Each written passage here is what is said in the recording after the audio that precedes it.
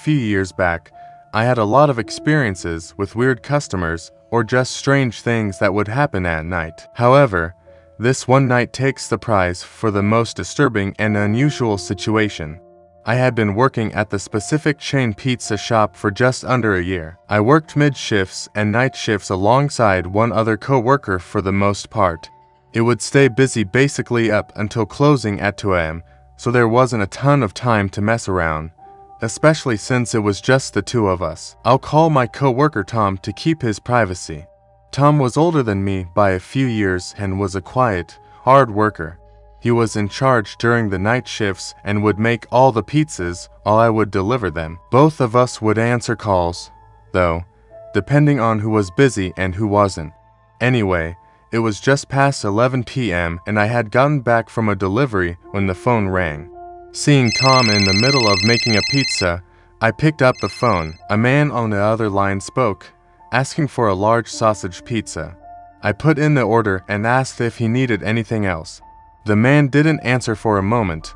Then he repeated himself, saying that he'd like a large sausage pizza. This time, I could tell through the way he mumbled it out that he was likely drunk.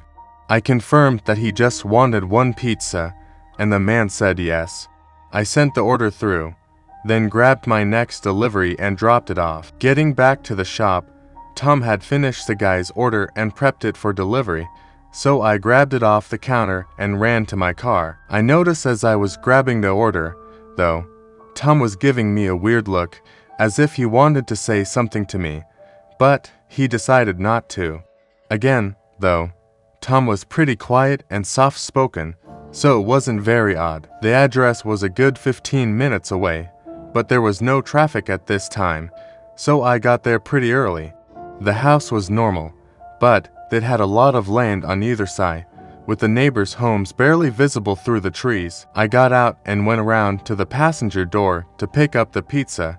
Then I headed up to the porch and knocked on the door.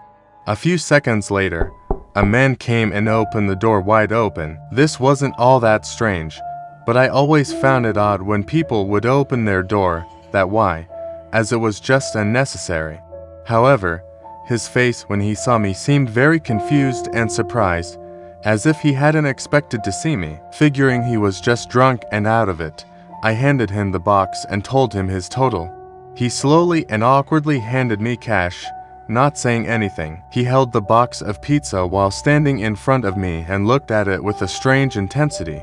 Then he moved his eyes up towards me, but not at me. He was looking over my shoulder, like he saw something, but was just staring at it with that same intensity before shaking his head, slowly like he was saying no.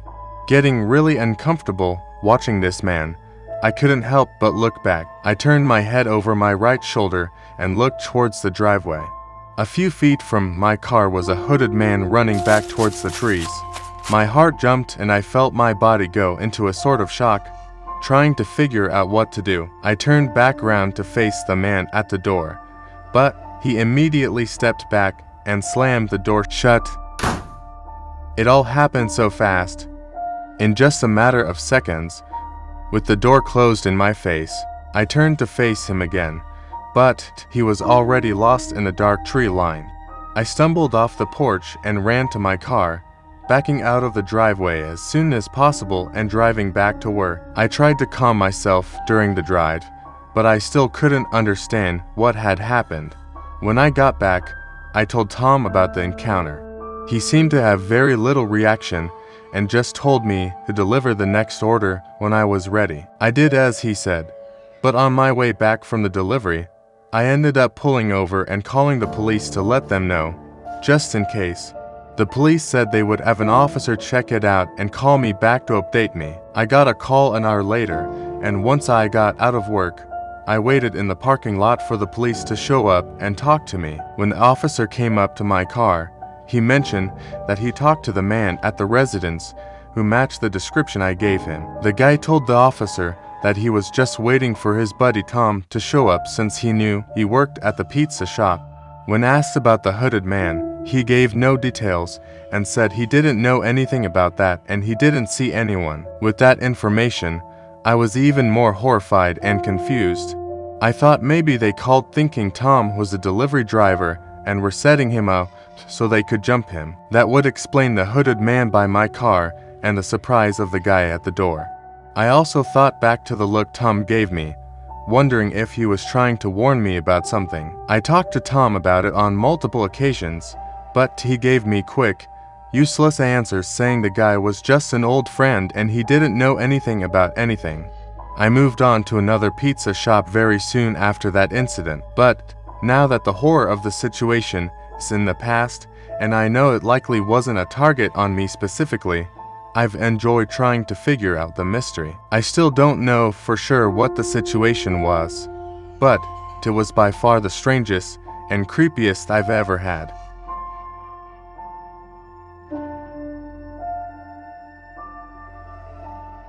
With DoorDash and Uber Eats, when my friend showed me how to use both apps at the same time to make more money per hour. One of the biggest issues with doing delivery services is that you have a lot of downtime where you just drive around waiting for an order to pop up. However, if you work both apps at the same time, you can get rid of all that downtime and constantly be making money. So, I was doing this for a few hours, racing back and forth between houses and restaurants, when I got a small order from a nearby restaurant, but the house was far away. These are the worst kinds of orders because you drive far and get paid less, though this one offered a large amount, meaning the tip must be crazy big. Accepting it, I picked up the order and began the 25-minute drive to their address. Halfway through the drive, while on a side road, I got a call from the app, assumingly being the customer. I answered, asking if this was my Uber Eats customer, and a man confirmed he was my customer and apologized profusely, saying he ordered from his friend's account and forgot to change the address. He said his house was just around the block, though, and he proceeded to give me directions, telling me a couple of turns to take once I reached the friend's house. I asked him for the address just in case I got lost, but he responded saying I'll see him outside, waiting for him, then hung up. Obviously, this was not normal.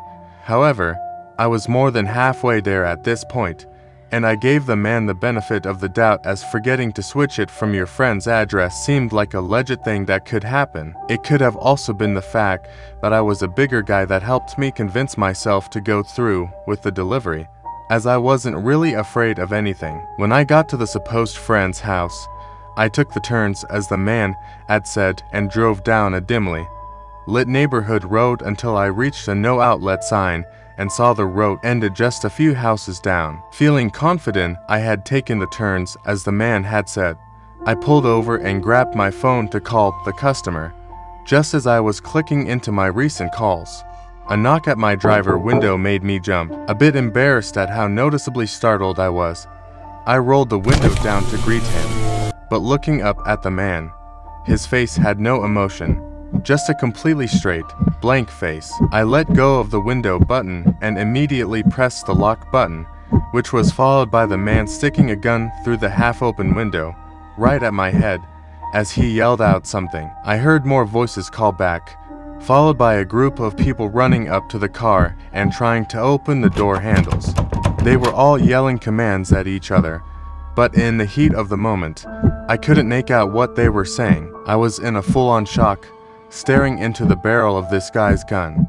If I had to guess, there were at least 5 or 6 people surrounding my car. In this moment, I don't even remember having any thoughts, but I can only describe it as more of a reflex type reaction because when the man holding the gun looked away for a split second, I suddenly slammed on the gas, flooring it down the street. I'm surprised the man even held onto his gun as he pulled his hand out of the window just in time.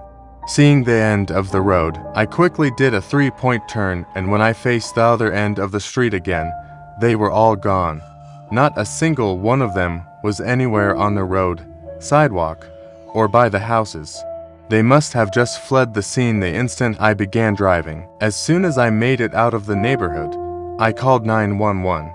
These gang-type attacks are relatively common around here, but I never thought it would happen to me. Although nothing came of it, with no body being found and every piece of evidence leading to nowhere, I see this event as a sort of wake-up call for me. I realized in the moment that the man put a gun to my head, that being a big, confident man meant absolutely nothing. Taking a risk like that was purely stupid, because literally anyone with a weapon can have your life in their hands in an instant. If you work a job like this, or do anything where you see strangers regularly, be careful, because putting yourself in a risky situation with a stranger could be the last thing you ever do.